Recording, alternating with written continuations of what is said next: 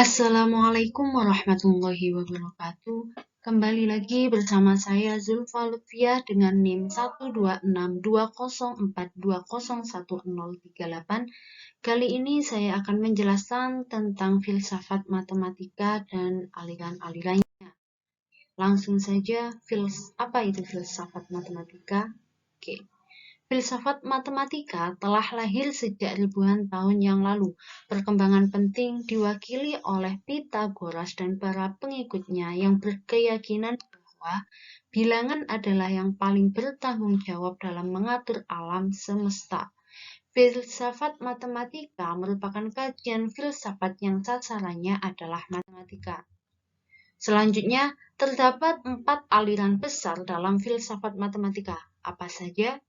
Oke, yang pertama adalah aliran logisisme, yang kedua aliran formalisme, yang ketiga aliran institutionisme, dan yang keempat adalah aliran platonisme.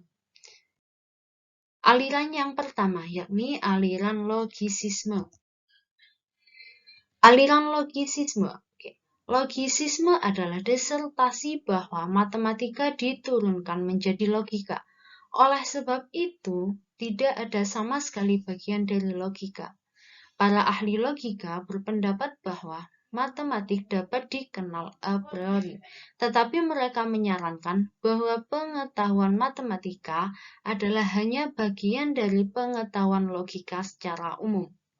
Jadi, secara analitis tidak membutuhkan kemampuan khusus tentang intuisi matematik. Dalam sudut pandang ini, logika adalah dasar-dasar yang benar dari matematika, dan semua pernyataan matematik memerlukan kebenaran logika.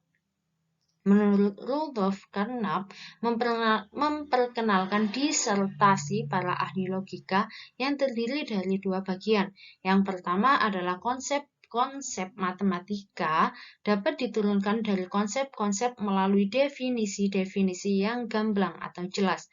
Yang kedua, teorema-teorema matematika dapat diturunkan dari aksioma-aksioma logika melalui pengambilan kesimpulan murni.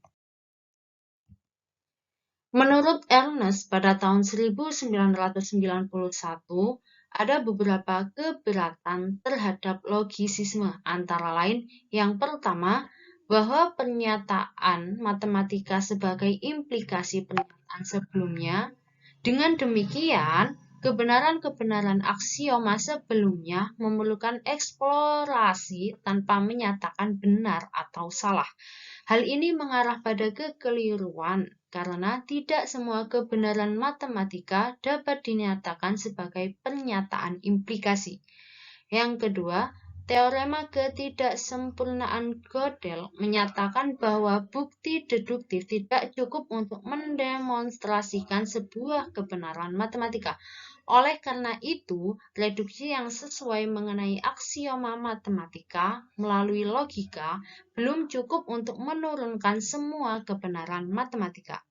Yang ketiga, tentang kepastian dan keajikan logika bergantung kepada asumsi-asumsi yang tidak teruji dan tidak dijustifikasi.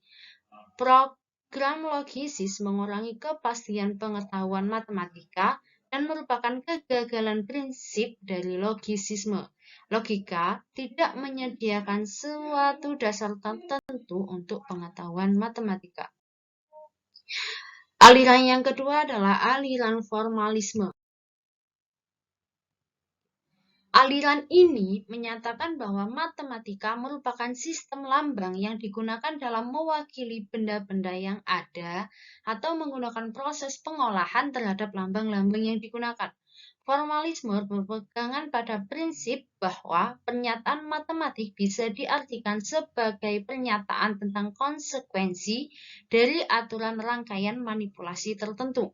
Sebagai contoh, dalam permainan dari geometri Euclid yang kelihatannya terdiri dari beberapa rangkaian yang disebut dengan aksioma-aksioma dan beberapa aturan inferensi, untuk membangun sebuah rangkaian baru dari rangkaian-rangkaian yang diketahui.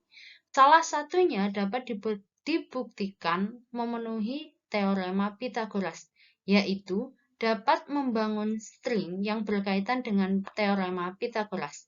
Menurut formalisme, kebenaran matematik adalah bukan tentang bilangan dan himpunan dan segitiga dan semacamnya, seperti kenyataannya. Formalisme memandang matematika sebagai suatu permainan formal yang tak bermakna dengan tulisan pada kertas yang mengikuti aturan. Menurut Ernest, formalisme memiliki dua tesis, yaitu yang pertama, matematika dapat dinyatakan sebagai sistem formal yang tidak dapat ditafsirkan sembarangan. Kebenaran matematika disajikan melalui teorema-teorema formal.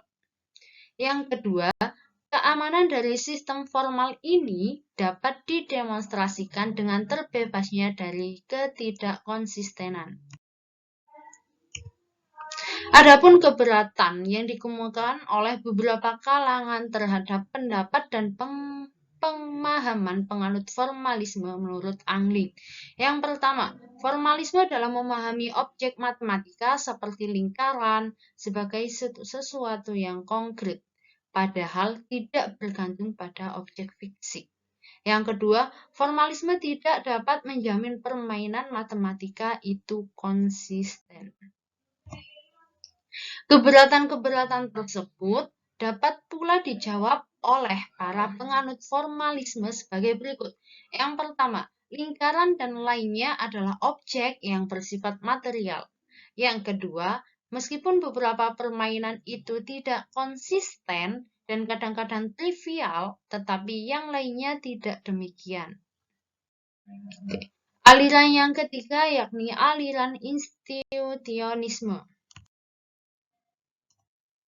Dalam matematika, institutionisme adalah suatu program menyatukan kembali metodologi dengan moto bahwa tidak ada kebenaran matematik tanpa pengalaman.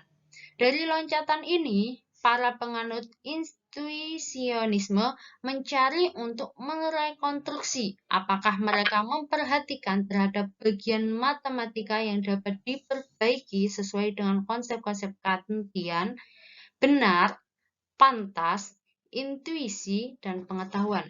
Brouwer, pendiri dari gerakan ini, beranggapan bahwa objek-objek matematik muncul dari bentuk-bentuk a priori, kehendak yang menerangkan persepsi dari objek-objek yang bersifat empirik.